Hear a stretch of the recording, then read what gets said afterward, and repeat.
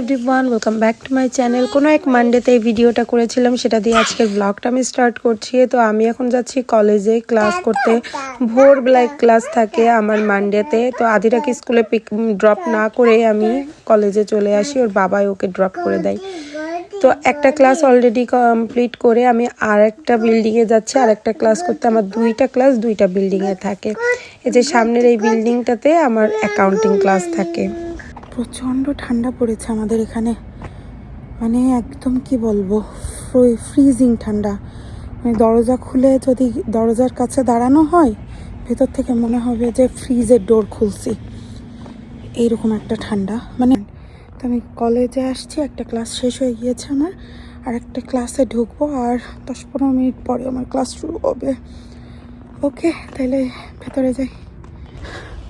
Class শেষ করলাম এইমাত্র, অ্যাকাউন্টিং ক্লাসটা শেষ হলো। তো এখন বাসায় ফিরবো। রীতিমতো পার্কিং লটে আসছি। হঠাৎ করে মনে হলো যে আমি তো এই পার্কিং লটে পার্ক করিনি, আমি তো ফার্স্ট ক্লাস যেখানে করেছি সেই পার্কিং লটে পার্ক করেছি। সেটা এখান থেকে 15 মিনিটের হাঁটা রাস্তা। আমি এই ক্লাস শেষ করে এখানে 10 মিনিট হেঁটেতে আসলাম, আবার 15 মিনিট হেঁটে আবার ওই বিল্ডিংয়ে যাওয়া লাগবে। কি একটা প্যারা আর যন্ত্রণাদায়ক ব্যাপার। হাঁটাটা হয়ে গেল। আজকে ভাবছিলাম যে হাঁটা মানে এক্সারসাইজও করা হবে না, বাইরে যেয়ে হাঁটাও হবে না, কারণ আনসি ঠান্ডা লেগেছে, ওকে নিয়ে আমার ডক্টরের কাছে যাওয়া লাগবে। এখন আবার ওর প্রাইমারি কেয়ারকে ফোন করব, যদি অ্যাপয়েন্টমেন্ট পাই তো ভালো, না পাইলে আবার আমাকে ওয়াকিনে নিয়ে যেয়ে বসে থাকতে হবে। আজকে একটু ফ্রি ছিলাম, তেমন কোনো কাজ ছিল না, বাট ওই কপালের দোষ যে এখন বসে থাকতে হবে ওয়াকিং ক্লিনিকে। কখন ডাক আসবে তখন যে আবার ডাক্তার দেখায় বাড়ি আসবো। আজকে আবার আধিরার আর্লি রিলিজ, দেখি কি হয়। এই যে কত দূর হেঁটে আসলাম, ওই সব বিল্ডিং পার করে তাই আসলাম এত দূর। এই জায়গাটা আমার খুব ভালো লাগে, আবার একটু স্পুকি টাইপেরও আছে, কেমন যেন গা ছমছম করে যদি সন্ধ্যার দিকে আসি। বাট এই টাইমটাতে খুব ভালো লাগে, একদম একটা ভুতুড়ে ফিল দেয়। আনসিকে নিয়ে যাচ্ছে আজকে আবার ডক্টরের কাছে। আনসির শরীরটা খুবই খারাপ, কালকে সারা রাত ঘুমাতে পারিনি কাশির জন্য। হঠাৎ করে কাশি হলো কেন বুঝলাম না। চলো মা, শিখে আসো, ঠান্ডা বাইরে আজকে প্রচন্ড ঠান্ডা।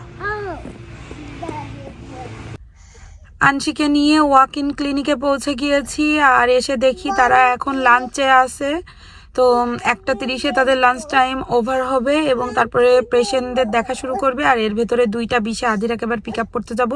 এইটুকু সময়ের ভেতরে আমার ডাক আসবে না, কারণ আমার আগে অলরেডি 7 জনের সিরিয়াল আছে। তো আমি নাম লিখে রেখে চলে যাচ্ছি।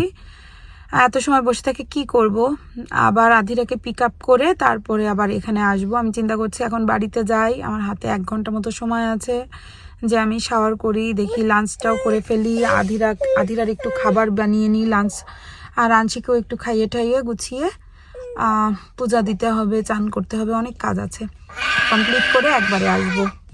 আর ওইদিকে একজন কান্না শুরু করেছে, ওই যে বসবে না এর ভিতরে, খানিক দূর আসছে না, আনছি কান্না করতে নেই, ডক্টর বোকা দিবে তো, হ্যাঁ কান্দো না প্লিজ আনছি। ওকে, আমরা এবার বাড়ি যাই, আর দেরি করা চলবে না। আমরা বাড়িতে যে সব কাজ কমপ্লিট করে আধিরাকে স্কুল থেকে পিক আপ করে আমরা আবার যাচ্ছি ডক্টরের কাছে। আধিরার অলরেডি লাঞ্চ কমপ্লিট, আধিরার জন্য লাঞ্চ প্যাক করে আনছি। আর হচ্ছে আনসিও খুব তাড়াতাড়ি খেয়ে নিয়েছিল লাকিলি, যদিও ওকে ফোন দিয়েই খাইয়েছি, ফোন দিয়েছিলাম চুপচাপ খেয়ে নেছে, কারণ এখন আমার সময় নেই, আর ওর শরীরটাও ভালো না, সময় থাকলেও খেতে যেত না। এই হচ্ছে অবস্থা। আনসি এখন ঘুমাচ্ছে, আমার শাওয়ার করা শেষ, পুজো দেওয়া শেষ, জাস্ট আমার খাওয়াটাই হয়নি, আদারওয়াইজ সব কিছু ডান। এখন ডক্টরের কাছে যে অনেকটা সময় থাকলেও সমস্যা হবে না, বাট মেয়ে দুটো না খাইলে তখন হয়ে যেত সমস্যা, তাই না? পেট ভরেছে? জল খাবি? আধিরা কালকে ওই কানপটি কিনছে, আধিরা কালকে ওই কানপটিটা কিনে নিয়ে আসছে ডাইসো থেকে, সে খুব হ্যাপি ওইটা পরে। ঠিক আছে, ভালোই লাগছে।